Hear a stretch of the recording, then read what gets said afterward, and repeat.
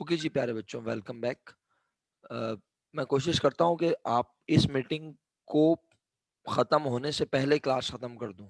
कोशिश करता हूँ, ठीक है। और हमने कल का टाइम भी फाइनलाइज करना है, तो वो भी हम कर लेते हैं इंशाल्लाह भी आपसे पूछ के। अच्छा देखें जी, बिस्मा का सवाल मैं नहीं समझ पा रहा था, मैं माजरत चाहता हूँ। बिस्मा का सवाल मैं समझा देर से, और बिस्मा मेरी बात भी नहीं समझ पा रही। तो पहले मैं बिस्मा का सवाल बता के फिर, ताकि बिस्मा भी एग्री कर जाए कि हाँ भाई मैं ये बोल रही हूँ।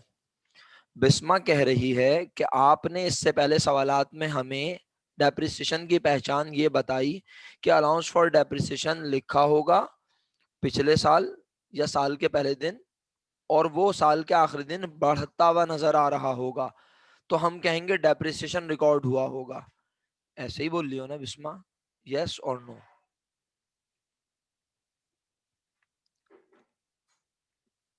मेरी आवाज आ रही है? यस, बिल्कुल सही। सर जब यहाँ अलाउंस फॉर डेप्रिसिएशन नहीं लिखा, तो आप कैसे फर्ज कर रहे हैं कि ये डेप्रिसिएशन है? मेरा बेटा, मैं अब देखें, आपकी बात मैंने सुनी ना, मैं देर से समझा, आप भी मेरी बात क्यों नहीं समझ पा रही? क्योंकि मैं कह रहा हूं यहां सवाल में एक अदद मिस्टेक है। बेहतर होता कि मैं आपको करेक्शन करवा के सवाल पढ़ा देता, तो फिर आप मुझसे बहस ही नहीं करते। लेकिन आपको पता है कि मैं करेक्शन करवाते हुए भी बताता हूं कि भाई क्या गलती है। बात यह है, यहां मशीनरी के आगे नेट लिखा होना चाहिए। अब बिस्मा गौर से सुना मेरा बेटा, जब नेट लिखा हुआ होता है ना, तो इसका मतलब क्या होता है? नेट का मतलब होता है कि मशीनरी की जो भी अमाउंट थी एक्चुअल, उसमें से मशीन का साल के पहले दिन वाला डेप्रिसिएशन लेस हो चुका है। तो मशीन का साल के पहले दिन का बैलेंस नजर आ रहा है, और साल के आखिरी दिन जो मशीन का बैलेंस है उसमें से साल के आखिरी दिन का अलाउंस फॉर डेप्रिसिएशन माइनस हो चुका है। तो मशीनरी के बैलेंस हमें नजर आते हैं क्या? नेट। अगर पूरे साल मशीन ना खरीदी और ना बेची, तो मशीन का अकाउंट तो सेम होना चाहिए। लेकिन अगर डेप्रिसिएशन हुआ होगा, तो अलाउंस फॉर डेप्रिसिएशन लाजमी क्या हुआ होगा? बढ़ा होगा। वो अलाउंस फॉर डेप्रिसिएशन ने हमारी मशीनरी के ईयर एंड बैलेंस को क्या कर दिया होगा? कम कर दिया होगा। मैं एक बार फिर समझाने की कोशिश करता हूं, क्योंकि आप अगर बिस्मा को समझ आ गया तो कहीं ऐसा ना हो बाकियों को समझ में नहीं आ। भाई प्यारे बच्चों, प्यारे बच्चों, प्यारे बच्चों, वो सवाल में अलाउंस फॉर डेप्रिसिएशन अलग से लिखकर नहीं दे रहा, बल्कि वो अलाउंस फॉर डेप्रिसिएशन मशीनरी में से माइनस कर चुका है, और उसको ये बच्चों को रियलाइज करवाने के लिए मशीनरी के आगे नेट लिखना चाहिए था।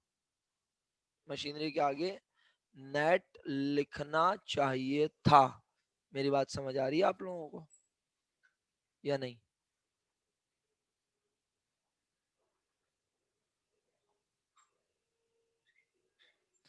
उसने नेट नहीं लिखा।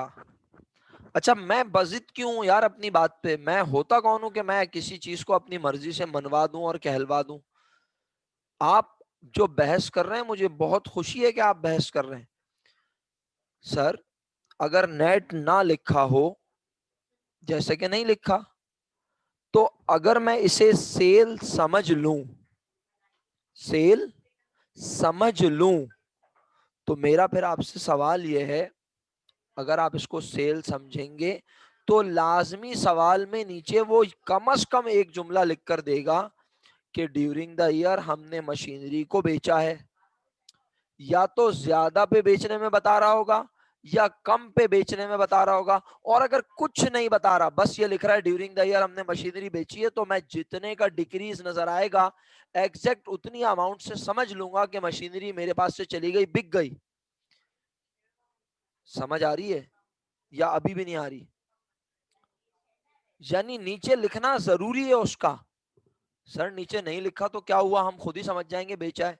नहीं मेरा बेटा, बेचने के बारे में, अब रट्टाफिकेशन वाला जुमला कह रहा हूं माजरत के साथ, बेचने के बारे में हमेशा बताएगा कुछ ना कुछ। और याद रखें ये कौन से वाले एसेट की बात हो रही है, जिस पे डेप्रिसिएशन होता है, जिस पे डेप्रिसिएशन होता है, सही है। लेकिन मैंने कहा बेचने वाले के बारे में बताएगा, तो जुमला कनेक्ट करना चाह रहा था साथ साथ। एक तो जब स्क्रीन पे सवाल ना हो ना तो ये बड़ा मुश्किल हो जाता है बार बार। बेचने वाले के बारे में बताएगा, और क्या कह रहा था, अचानक दिमाग से निकल जाता है। बेचने वाले के बारे में बताएगा, और क्या करेगा भाई, आप लोग। हाँ, बेचने वाले के बारे में बताएगा, और अल्लाह अकबर यार, कहाँ दिमाग चला जाता है अचानक। नहीं नहीं, पेटेंट का नहीं कह रहा था मैं मशीनरी की ही बात कर रहा था कि बेचने के बारे में बताएगा, और अगर नहीं बता रहा तो ज्यादा कम में बेचेंगे, उसके बराबर बेचेंगे। और मशीनरी के आगे नेट लिखवाने को कह रहा था। हाँ बस, पता नहीं ऐसा लग रहा है कि बात इनकम्प्लीट सी रह गई। मैं अपनी बात प्रूफ करने की कोशिश कर रहा था ना आप लोगों के सामने। हाँ, डेप्रिसिएशन देगा, अलाउंस फॉर डेप्रिसिएशन नीचे लिख कर देगा, सही है। हाँ हाँ, याद आ गया जुमला, शुक्रिया बिस्मा, आपका डेप्रिसिएशन का वर्ड लिखने से मुझे याद आया, ईमानदारी की बात है। वरना मैं, मतलब मैं कहना चाह रहा होता हूँ ना तो चीजों को लाइन अप कर रहा होता हूँ दिमाग में, क्योंकि आप लोग जब सवालात कर रहे होते हैं ना तो मैं कोशिश करता हूँ किसी ना किसी तरह तो समझाऊं। देखें, बहुत ये जुमला बोलने से ना इंशाअल्लाह सबको इफाका होगा अल्लाह के हुक्म से। देखो प्यारे बच्चों, उसने नेट नहीं भी लिखा ना तो भी मैं डेप्रिसिएशन क्यों एज्यूम कर रहा हूं, क्योंकि मैं ये फर्ज कर रहा हूं कि अगर मेरे पास साल के पहले दिन फर्नीचर 85,000 था, मशीनरी 85,000 थी, और साल के आखिर दिन 65 नजर आ रही है, तो मशीनरी एक ऐसी चीज है कि लाजमी साल के एंड पर हम उसे करते हैं किसी कुछ ना कुछ अमाउंट से डेप्रिशिएट।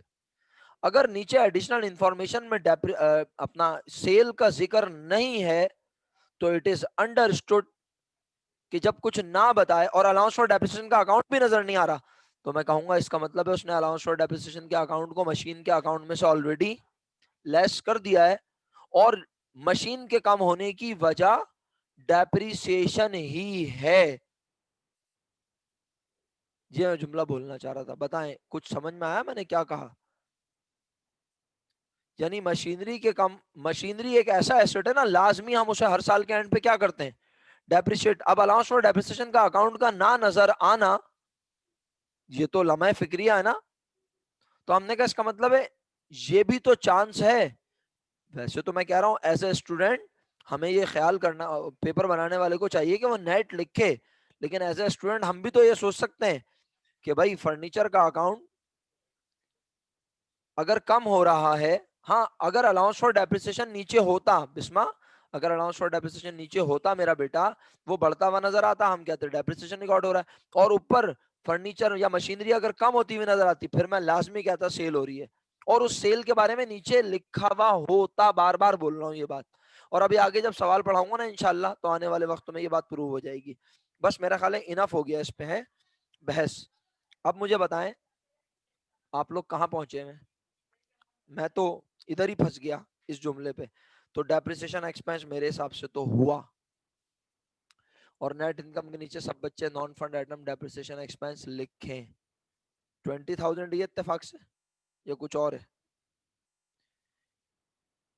85 65 20,000 ही बन रहा है।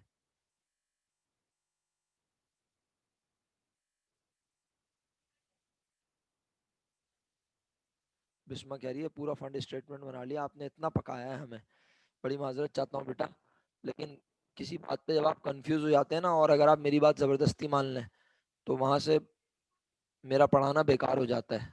मेरी बात माननी नहीं होती, समझनी होती है बस आपने। एमोटाइजेशन, अब आप मुझे लिखवाते जाएं, amortization of, amortization of, amortization expense नहीं पूरा लिख लें। एमोटाइजेशन ऑफ क्या चीज हो रही है, amortize patents. Very good, amortization of patents. कोशिश करता हूँ बिल्कुल ना पकाऊं और जल्दी जल्दी लिखता जाऊँ। कितना हो रहा है बेटा, 3,000। 3,000। ओके, 23,000 एड बैक हो गया, fund receive from business operation आ गया। अब ऊपर से टॉप से देखते हुए आते हैं, मशीनरी सेल नहीं हो रही, डेप्रिशिएट हो रही है, लिख चुके हैं। लैंड देख के बताओ 40,000 से कितनी हो गई? 65। परचेज में लिखूंगा, मैं तेज चल रहा हूं, अगर आप कहीं स्टक हो तो बता दीजिएगा। लैंड के बाद पेटेंट्स, वो एमोटाइज हो रहे हैं, वो हम लिख चुके हैं। अकाउंट पेबल एक्रूड एक्सपेंस लिखते नहीं है। बॉन्ड पेबल 40 से 20, लाइबिलिटी कम हो रही है, इसका मतलब है पे किया, पैसे गए। लैंड को खरीदा, पैसे गए। बॉन्ड पेबल को पे किया, पैसे गए। शेयर कैपिटल बढ़ा जरूर है लेकिन पैसे नहीं आए। शेयर प्रीमियम भी बढ़ा है लेकिन पैसे नहीं आए। इसका मतलब है और कुछ भी नहीं है आज, बस और कुछ भी नहीं है, और कोई वजह नहीं है पैसे आने की। समझ आ रही है आप सब लोगों को?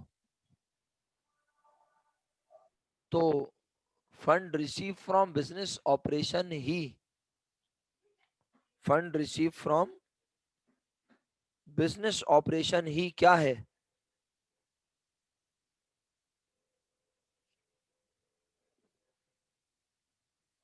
total source of fund,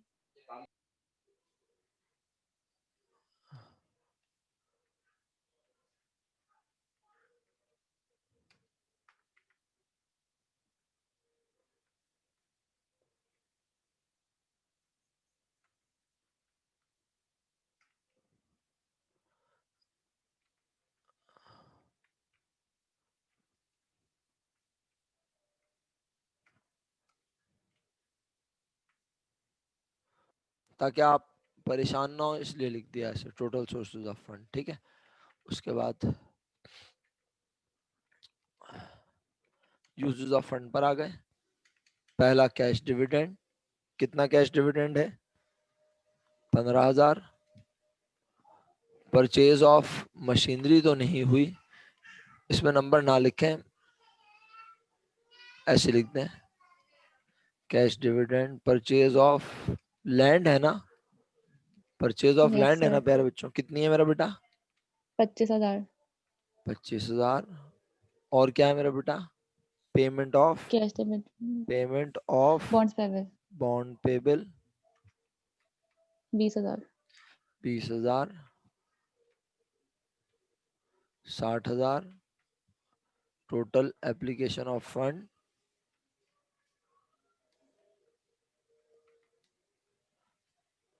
73,000 रुपए आए और 60,000 रुपए बिजनेस से चले गए। वर्किंग कैपिटल में होगा इजाफा 13,000 रुपए। अल्हम्दुलिल्लाह हमने 13,000 रुपए ही निकाला हुआ था। मेरा ख्याल है आप गलती करने से बहुत अच्छा सीख भी गए। आप में से बहुत सारे लोग गलती करके सीखे हैं। क्या आपने जब इसे non fund item depreciation treat करने के बजाय क्या ट्रीट किया? Sale of machinery. तो भी आपका जवाब टोटल सोर्सेज ऑफ फंड का 73 ही आ रहा था। क्या ख्याल है ना? और आपका फाइनल जी आंसर सर। तब भी बन रहा था इंक्रीज इन वर्किंग कैपिटल 13,000। तो मैंने कहा ना कि अगर मैं आपको चेंज ना भी करवाता तो बात तो बन जाती, लेकिन मैंने कहा कि जो होना चाहिए वो चीज सीखें बच्चे। बस जी, मेरा ख्याल है इस सवाल पे इनफ बात हो गई। अब हम जल्दी से नेक्स्ट क्वेश्चन पर चलते हैं, क्योंकि मैंने आपको ऑलरेडी बहुत टाइम आज ले लिया। मुझे बताएं, कल आपकी कोई क्लास है? कल कोई क्लास है? मरियम, काशान, लॉ की कितने बजे बेटा? कितने बजे मेरा बेटा? काशान भाई कितने बजे है क्लास? 12:30 से 2। अच्छा, या तो 5 बजे के बाद रख लेते हैं क्लास, या फिर 11 से 12:15 रख लेते हैं। 11 से 11:40, 11:40 से 12:20, 10 मिनट का ब्रेक मिल जाएगा। बोले जल्दी से, शाबाश, डिसाइड करें।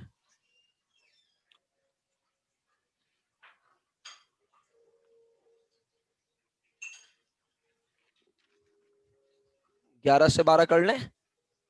किसी को एतराज तो नहीं है? 2 बजे से नहीं हो सकती ना, 2 बजे से नहीं हो सकती। 11 से 12:30 हो सकती है, और 2 बजे के बाद फौरन नहीं हो सकती, क्योंकि सर वसी के साथ ही मुझे काम है।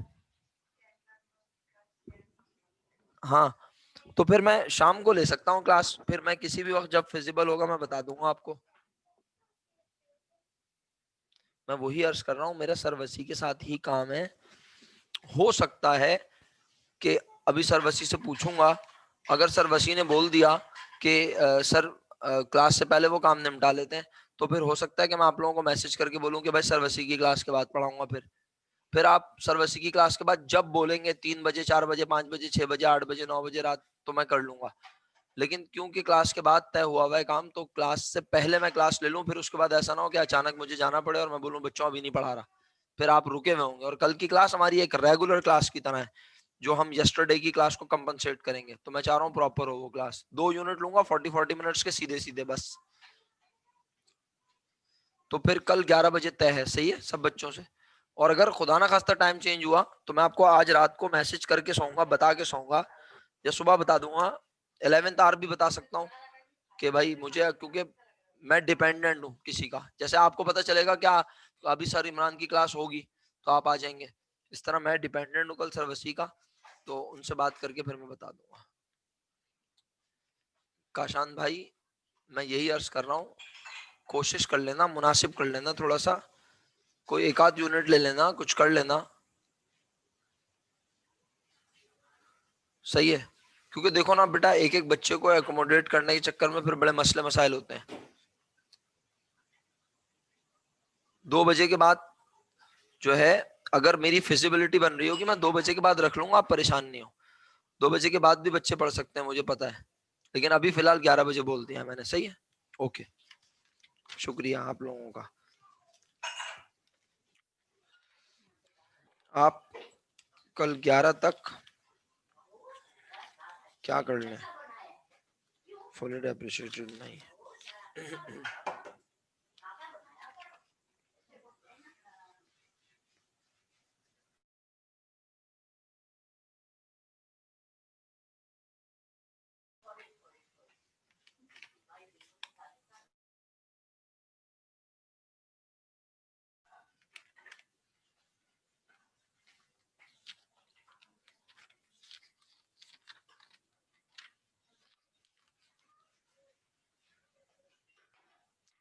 बच्चों बच्चों बहुत आसान सा सवाल है, ये आज रात करके सोएंगे, उससे पहले सोएंगे नहीं, आपको नींद नहीं आएगी। चेक करें 2004 प्राइवेट क्वेश्चन नंबर 3, जल्दी से निकालें। 2004 प्राइवेट क्वेश्चन नंबर 3, अभी नहीं करवा रहा, सिर्फ सवाल दिखा रहा हूं। 2004 प्राइवेट क्वेश्चन नंबर 3, सवाल निकाल लिया। एडिशनल डेटा का पॉइंट 1 पढ़ें, आपको बहुत अच्छा सा लगेगा। अच्छा है,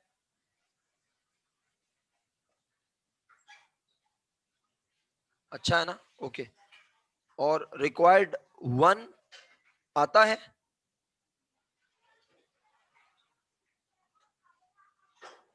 रिक्वायर्ड 2 और 1 में फर्क क्या है? रिक्वायर्ड 1 और 2 में फर्क क्या है? रिक्वायर्ड 1 में वो ऐसे काम करने को कह रहा है, सुन लेना भाई। रिक्वायर्ड 1 में, स्क्रीन अगर मेरी नजर आ रही है, रिक्वायर्ड 1 वो ऐसे करने को कह रहा है, और बस वो कह रहा है दोनों के वर्किंग कैपिटल निकाल दो, ये और ये, बस बस वो दोनों का डिफरेंस लेने को नहीं कह रहा। लेकिन रिक्वायर्ड 2 में क्या कह रहा है? Statement showing changes in working capital. देख लो भाई इधर गौर से, वो कह रहा है ये बनाओ, statement showing changes in working capital, ये बनाओ। नॉन वर्किंग वाले कॉलम बनाने की जरूरत नहीं है। Very good. बस सर ये 2 रिक्वायर्ड करने हैं, बस ये 2 ही कर लो।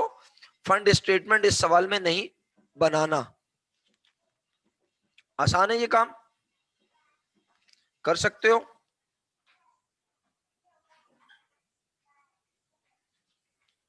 अब जल्दी से भागते हुए आ जाओ, अब जल्दी से भागते हुए आ जाओ 2004 रेगुलर क्वेश्चन नंबर 3 पर। 2004 रेगुलर क्वेश्चन नंबर 3 पर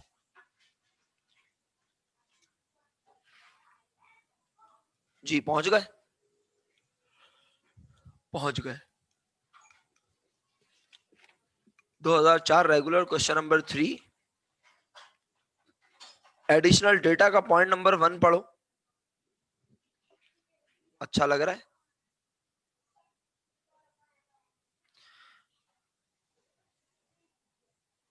एडिशनल डेटा का पॉइंट नंबर 1 जो है उसमें प्रॉफिट बताया हुआ है, इसलिए अच्छा लग रहा है वो। क्या आज रिटेन अर्निंग का टी अकाउंट बनाने की जरूरत नहीं है? रिक्वायर्ड ए आता है, सेम क्वेश्चन है, लेकिन रिक्वायर्ड 3 पढ़ो। बिल्कुल सही बोला आपने, रिक्वायर्ड ए और रिक्वायर्ड बी सेम है। अबे अमाउंट तो सेम नहीं है भाई, चेक कर लो। अमाउंट भी सेम है क्या दोनों में? नहीं बेटे, अमाउंट अलग अलग है। और वहां आपको फंड स्टेटमेंट नहीं बनाने को कहा, और यहाँ रिक्वायर्ड 3 अलग है, वहां रिक्वायर्ड 3 अलग है मेरा बेटा। चेक किया आप लोगों ने? अमाउंट भी अलग है। सही है जी काशान भाई? फंड स्टेटमेंट बनाना है ये वाला, काशान साहब ये बनाना है फंड स्टेटमेंट। सही है, मेरा ख्याल है 2 सवाल काफी हैं, क्योंकि अगर कल सुबह 11 बजे क्लास हो गई तो आपके लिए करना मुश्किल ना हो जाए। या आप चाहते हैं तो मैं एक सवाल और आपको टिका दूं, जैसे आप लोग बोले, एक सवाल और दे दूं, क्योंकि वो इससे पहला वाला तो बड़ा आसान है भाई। इससे पहले वाला तो आसान है ना, उसमें तो सिर्फ वर्किंग कैपिटल निकालना है, क्या हो गया? इस सवाल का फंड स्टेटमेंट बनाना है। एक और फंड स्टेटमेंट देख लेते हैं ना, देखने में क्या जा रहा है, देख लेते हैं अगर कोई सवाल मिल गया। मैं कोशिश करूंगा 11 बजे अगर हो जाती है क्लास, ठीक नहीं होती तो फिर 2 बजे या जो भी टाइम होगा मैं बता दूंगा। कल क्लास लूंगा जरूर, ये बात तय है। सही है, और कोशिश करूंगा जो मैंने आपको टाइम दिया उसको फॉलो करूं बस। लेकिन एक मसरूफियत की बिना पे, थोड़ी सी डिपेंडेंसी की वजह से मैं आपको कंफर्म 100% नहीं कह रहा हूं, लेकिन इंशाल्लाह अल्लाह ने चाहा 11 बजे क्लास शुरू कर देंगे। अच्छा जी,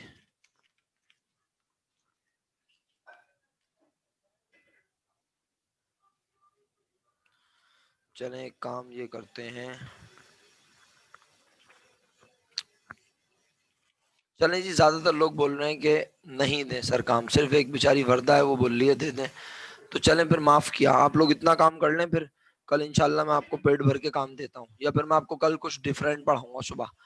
ये डेप्रिसिएशन वाली बात पढ़ाऊंगा कि ड्यूरिंग द ईयर खरीदा भी और बेचा भी, तो इस तरह का सवाल पढ़ा दूंगा, ठीक है?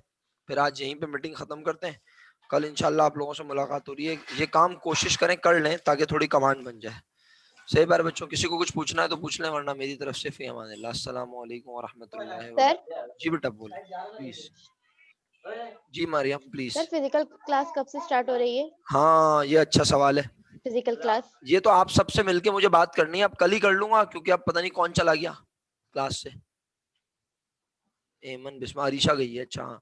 इकरा, काशान, मरियम, बेटा अगर आप लोग जरूरी समझते हो फिजिकल तो फिजिकल में कर लेंगे, वरना अब हमारी कोशिश तो ये है। अच्छा एक मिनट रुक जाओ। हाँ, हमारी कोशिश तो ये है कि हम, अगर ऑनलाइन आप लोग कंफर्टेबल हैं और आप लोग पढ़ लेते हैं, और मैं भी आराम से इसलिए पढ़ा लेता हूँ, देर देर तक पढ़ा लेता हूँ, कभी 2 यूनिट पढ़ा दिए, कभी 2.5 यूनिट पढ़ा दिए, तो आप सरवसी की क्लास ले लें फिजिकल और मेरी ऑनलाइन रखें। अगर आपको इशू नहीं है तो बता दें आप लोग मुझे, कल इस पे डिस्कशन कर लेते हैं। मरियम आप गर्ल्स से डिस्कस कर लो, मरियम, मिनल, वर्दा आपस में, और इकरा से बात कर लो। सही है, आप चारों सर वसी की क्लास फिजिकल ले लें, क्योंकि मेरा ख्याल है उनकी रिकॉर्डिंग का भी आप लोगों को प्रॉब्लम आती है, रिकॉर्डिंग नहीं मिलती ना शायद, ऐसा ही है Mariyam? Yes sir, yes sir. तो अगर आप लोग मेरी क्लास में ऑनलाइन कंफर्टेबल हैं, ओए होए वर्दा बोल रही है नहीं पढ़ा यार ऑनलाइन अच्छा चलो ठीक है, जैसे आप वैसे लोगों को सर मजा रीजनेबल नहीं आ रहा बिल्कुल अब ऑनलाइन में, काफी टाइम हो गया ना ऑनलाइन, इसलिए। हाँ ठीक है, चलें फिर, जैसे आप लोगों का डिसीजन होगा वैसे कर लेंगे, बस परेशान नहीं हो। ठीक है, डन हो गया? Okay sir. चले ओके, कल तो ऑनलाइन मुलाकात हो रही है हमारी। सही है, ओके बच्चों, अल्लाह हाफिज, फी अमानिल्लाह, अल्लाह हाफिज। अल्लाह हाफिज।